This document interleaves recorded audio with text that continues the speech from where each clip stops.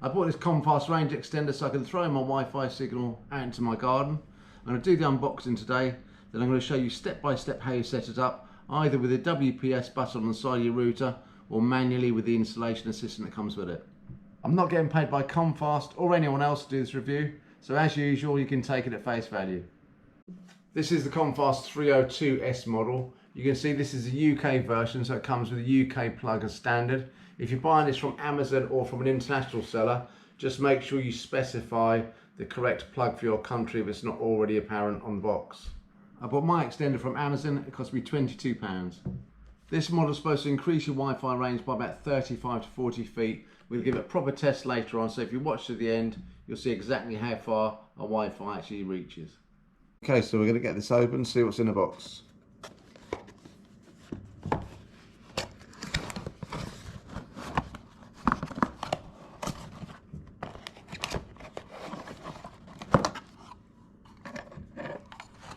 We've got the Wi-Fi extender itself.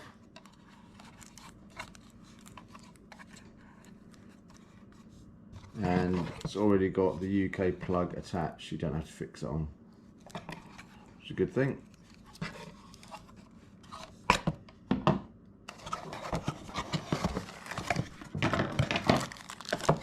We've got the Ethernet cable, which you probably won't need because these will work just as a wireless connection to your router.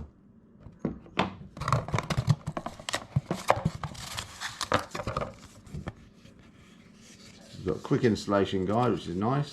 I never normally get on very well with these, but we're going to see how easy it is. Looks simple enough. So we can have a quick read of that, and we'll see how easy it is to set it up. Okay, I've read through the instructions. They're really easy. And the great news is it's going to probably take you about 2 minutes to set this thing up. You won't even need to read this. So the instructions say we have to bring the Wi-Fi range extender in close proximity to the actual hub itself to get it started up. The first thing we need to do is get it plugged in.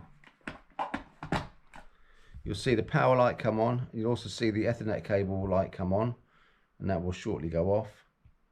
And hopefully we'll see it detect some sort of Wi-Fi signal. There it goes. And that will go on and off until we get it set up. We then return to the Wi-Fi hub, and we'll see on the side there's a Wpa Activation button on this. It's not always on the side, obviously it could be anywhere on the unit, depending on which one you've got. We press this for 1 or 2 seconds. 1, 2. And it now starts searching for a device to connect to. Within 50 seconds, that's 50, we have to return to our range extender and press that Wpa button on the bottom. 1, 2. And hopefully the 2 units will now pair. When they pair, the Wi-Fi range extender will turn itself off within 30 seconds and will turn back on again. And once it's turned on again, it will be paired with the Wi-Fi hub. Now that we've successfully paired our main hub with our Wi-Fi extender, I return back to my laptop and will check to see what Wi-Fi connections are available. We have 2 come up. One is BT Hub 6-H5SF, that's our standard connection to the main hub. You can see underneath it is our Comfast range extender. It's renamed itself exactly the same code name as our main hub. It's put --plus at the end, so we can immediately tell that's the extender for our normal hub. And that's going to be really useful if you're living in an area where your house is bathed with lots of different Wi-Fi signals from lots of different sources. You're always going to be able to tell which is your main hub and which is the extender that goes with it. If I click on the connection for the extender now, which is the one ending in plus, it's going to come up and ask me for a password. That password is exactly the same password as we use on the main hub, and it's often printed on the hub. So I'm just going to key that in now.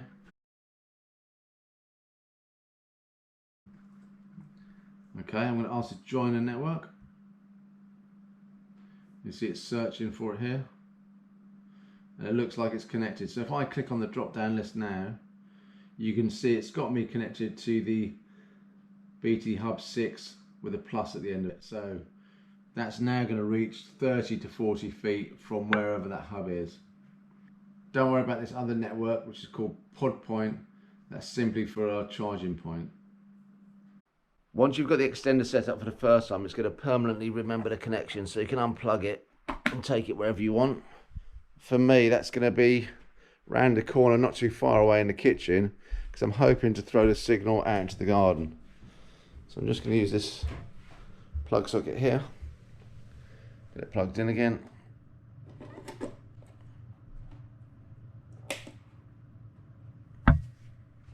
And let's see if that connects.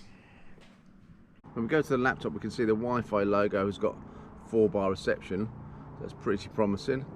We click on it, you can see it's got our extender, which is the Hub Plus, listed at the top. It's got full 4-bar reception to it, so I'm hoping that's going to have a really good connection. Further down, all these other networks which you can see, probably from our neighbours. We do have this pod point, which is our electric vehicle charging point. That's just about getting reception still. So the Wi-Fi reception is still showing 4 bars. I'm hoping if we click on YouTube, it's going to be a really good reception. Loads up pretty quickly as it does inside. Type in one of my favourite videos. You might recognise the guy in this one. The judgment is in. This is the best combination you can buy for the money. It's beautifully. You can see there's no buffering. There's no problem with the sound, and the video quality is just as good as when it's recorded. So I think the Wi-Fi extender is working about 40 feet away from where we are now.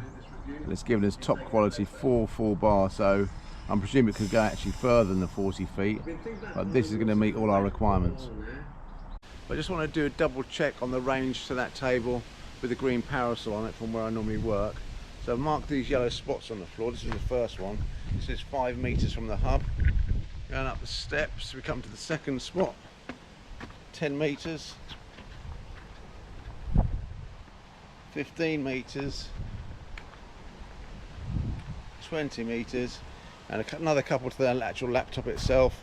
So that's 22 meters, that's 72 feet in total.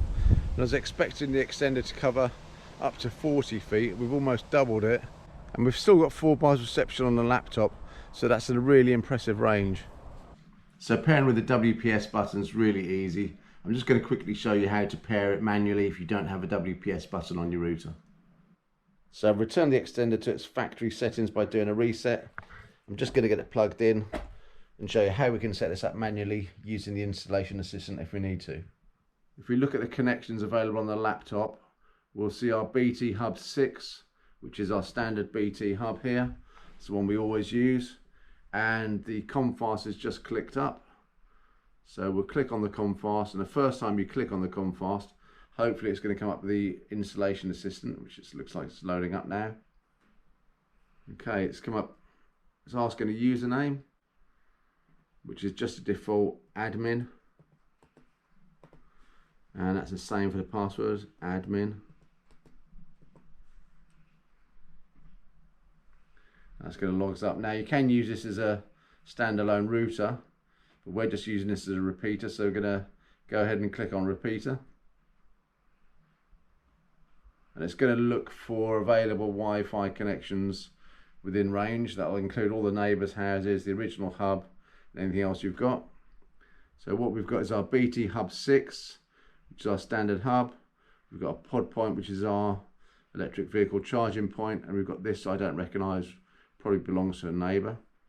So we're just going to select our main hub, and it's come up with its default name, so we're going to change that to extender.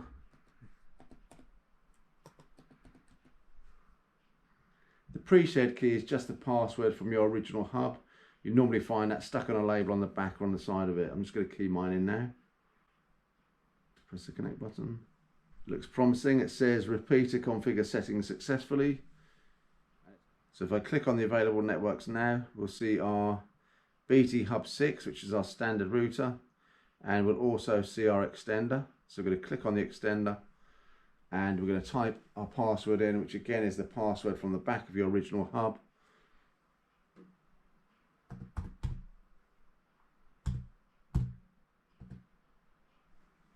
We'll join it, and hopefully that's the only time we'll have to do that password. I'll look on my connections now. We're connected directly to the extender. Our hub is also available, and we can swap between these whenever we like. Well, that kind of wraps up the video. I'd love to know what you think about the extender. Please add your comments below, and if you've got any questions, I'll do my best to answer them. In total, I'll score the extender a 10 out of 10. It's really easy to set up, and it's got a fantastic range. If you like the video, please click the like button, and you'd be massively helping me out if you subscribe to my channel for lots more content. Underneath this extender, you'll see there's a little raised switch here. Apparently this is the Wps. Obviously I'll take it back in when I finish using it. I won't leave it fixed up outside.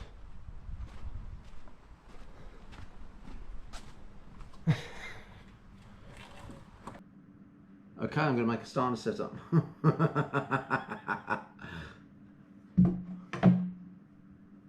Okay, I'm going to make a starter setup.